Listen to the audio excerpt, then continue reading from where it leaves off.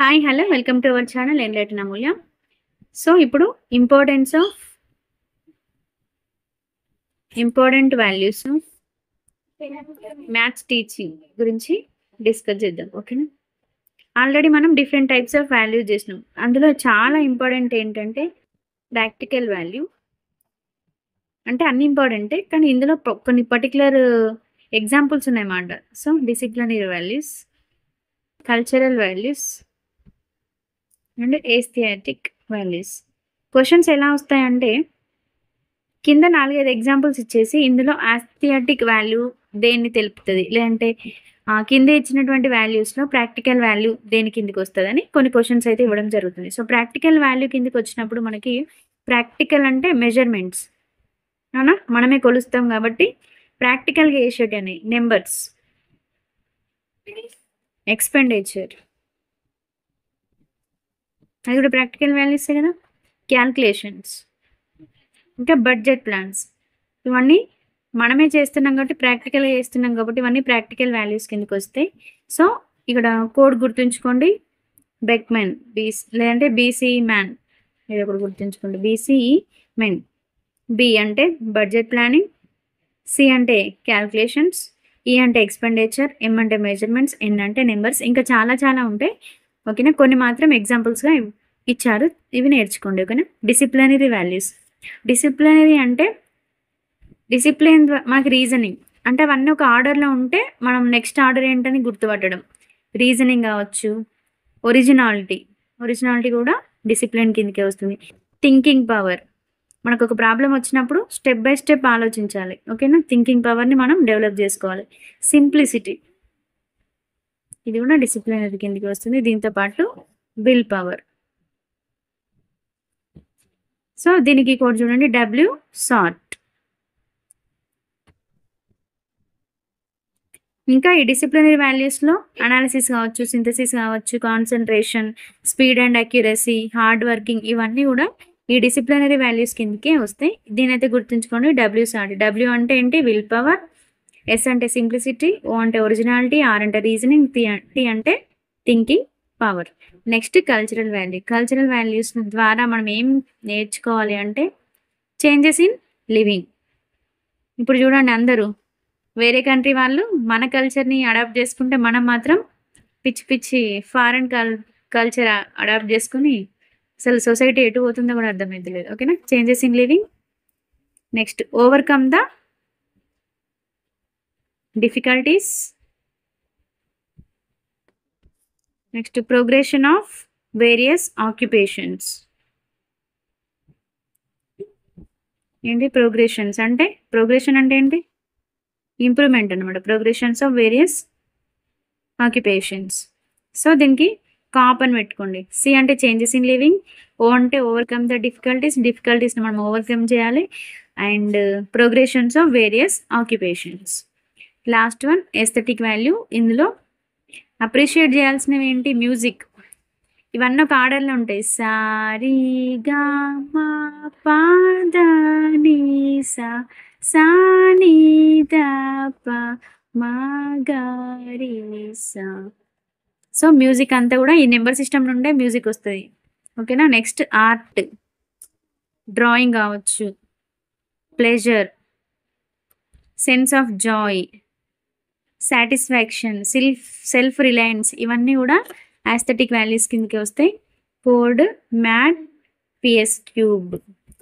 ఎం అంటే music, A అంటే art, D అంటే డ్రాయింగ్, పి అంటే ప్లెజర్, ఎస్ అంటే sense of joy, satisfaction and self reliance. ఓకేనా? So these are the important values of maths teaching. So ఇందులో నుండి కూడా క్వశ్చన్స్ వచ్చే ఛాన్సెస్ ఉన్నాయి కాబట్టి ఏ వాల్యూ కింద వేటిని కేటగరైజ్ చేశారో అది ఒకసారి చూసుకోండి. గురించి డీటెయిల్గా తెలుసుకునే ప్రయత్నం చేద్దాం. So first practical value. దీన్ని ఏమంటారన్నా యూటిలిటేరియన్ వాల్యూ. దీని గురించి చెప్పింది ఎవరు? యంగ్ అండ్ మునిక్. ఇట్లా కూడా మనం చూసుకోవాలి. ఒక్కొక్కరు ఇండివిజువల్ ఏం చెప్పారు కాదు, ఇద్దరు కలిపి కూడా ఏదైనా కామన్గా ఏ టాపిక్ గురించి చెప్పారో కూడా మనం చూసుకోవాలి. In our day to day life every person requires knowledge about 2 subjects. That is, first one is language for the communication purpose and the second one is maths. Okay, ఎందుకు ఇవి నేర్చుకోవాలంటే for daily life.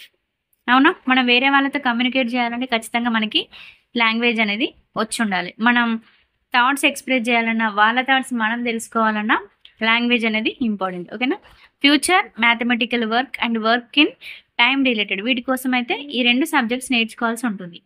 And the mathematical language is useful to finding the measurements with the number and 4 fundamental operations. మనం symbols use చేస్తాం కదా,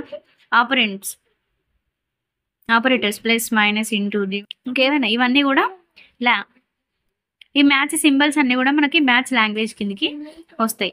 so మ్యాథ్స్లో communicate చేయాలంటే కూడా మనకి డిఫరెంట్ ఆఫ్ సింబల్స్ అంటే లాంగ్వేజ్, మన మ్యాథ్స్ లాంగ్వేజ్ని అయితే నేర్చుకోవాల్సి ఉంటుంది.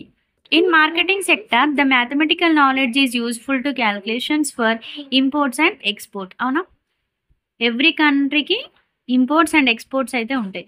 సో అవన్నీ కూడా దేని ద్వారా జరుగుతున్నాయి, మ్యాథమెటికల్ క్యాలిక్యులేషన్స్ ద్వారానే జరుగుతాయి. And also mathematical knowledge is useful to calculations of, ఇంతకుముందు చెప్పుకున్నట్టు expenditure and budget plans, operations in number and quantity. And మ్యాథ్స్నే కాదు, డిఫరెంట్ సబ్జెక్ట్స్ని కూడా ఇంటర్లింక్ చేసుకోవడానికి we have to use the preparation concepts. Based on the practical value of mathematics teaching, Bacon stated that, Bacon ఏం చెప్పిండంటే mathematics is the gateway and key to all success.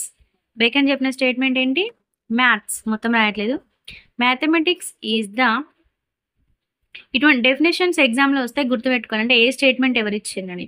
Mathematics is the gateway and key to all success, మన విజయానికి ద్వారం లాంటిది, ఒక తాళం చెవి లాంటిది ఏంటి అంటే మ్యాథ్స్ అట. అండ్ ఆల్సో ఇంకొకటి ఏం చెప్పిండంటే maths is the queen of all sciences, సకల శాస్త్రాలకు రాని ఎవరట, మ్యాథమెటిక్స్. Next disciplinary values. ఈ డిసిప్లినరీ వాల్యూస్ ఎవరిచ్చారు, మున్నిక్. కోర్స్ గుర్తుంచుకోండి. It is the important value of maths teaching. Mathematics teaching is useful to develop, దేనికోసం అట, mental ability is called disciplinary values. మనలో డెవలప్ చేసేటువంటి ఈ మెంటల్ ఎబిలిటీనే మనం డిసిప్లినరీ వాల్యూస్ అంటాం. ఇప్పుడు చూడండి, ఫర్ ఎగ్జాంపుల్ ఒక ప్రాబ్లం ఉందనుకోండి, దాన్ని ఎట్లా చేస్తాం మనం, ప్రాబ్లం ఉంటే థింక్ చేయాలి, దానికి రీజనింగ్ అంటే డిఫరెంట్ టైప్స్ ఆఫ్ సొల్యూషన్స్ని ఫైండ్ అవుట్ చేసుకోవచ్చు. ఆ ప్రాబ్లంకి సంబంధించింది analysis, synthesis, originality, concentration, will power, simplicity, accuracy, speed. So ఇవన్నీ కూడా డిసిప్లినరీ వాల్యూస్ ద్వారా ఒక ప్రాబ్లం వచ్చినప్పుడు మనం వీటన్నిటి ద్వారా ఒక ప్రాబ్లంకి అయితే సొల్యూషన్ని ఫైండ్ అవుట్ చేయగలుగుతాం. ఓకేనా,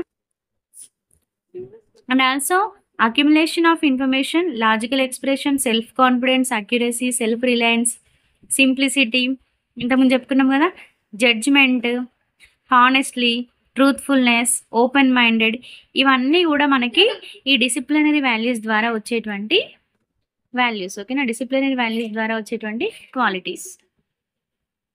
సో ఇక్కడ చూడండి, through this disciplinary value thinking and reasoning power decreases the stress from the memorisation. గుర్తుంచుకోవాలి అంటే బటిఫై చేయాల్సిన అవసరం ఉండదు, మనం రీజనింగ్తో థింక్ చేసి గుర్తుంచుకుంటాం కాబట్టి అది ఈజీగా గుర్తుంటుంది, మనం బటిఫై చేయాలి, రోట్ మెమరీ అవసరం లేదు. సో దీని ద్వారా ఏమైతుందంటే స్ట్రెస్ లెవెల్స్ అనేది తగ్గిపోతాయి. అట్లనే పవర్ ఆఫ్ కాన్సన్ట్రేషన్ లెవెల్స్ కూడా ఇంక్రీజ్ అవుతాయి. Also developing the will power, మనకి సెల్ఫ్ కాన్ఫిడెన్స్ రావడం ద్వారా విల్ పవర్ కూడా డెవలప్ అవుతుంది. And also habit of hard working, కష్టపడే తత్వం కూడా మనకి ఈ డిసిప్లినరీ వాల్యూస్ ద్వారా అలవడతాయి. Based on these disciplinary values John Locke stated that, ఏం స్టేట్మెంట్ ఇచ్చిందంటే mathematics is a way to settle in the mind. Mathematics is the way to settle in the mind. A habit of reasoning. Habit of reasoning గురించి తను ఇచ్చినటువంటి statement ఏంటంటే mathematics is a way to settle in a mind. So ఈ statement ఎవరు ఇచ్చారంటే John లాకే. దేని గురించి disciplinary values గురించి ఇచ్చిండు. సో డిసిప్లినరీ వాల్యూస్ వచ్చినప్పుడు మనం గుర్తుంచుకోవాల్సినటువంటి కీవర్డ్స్ ఏంటి, reasoning, originality, thinking power, simplicity and will power. These are the main keywords regarding disciplinary value. ఇంతకుముందే మనం WSART అనే కోడ్ పెట్టుకున్నాం కదా. Will power, simplicity, originality, reasoning and thinking ability. These are the main keywords for disciplinary values.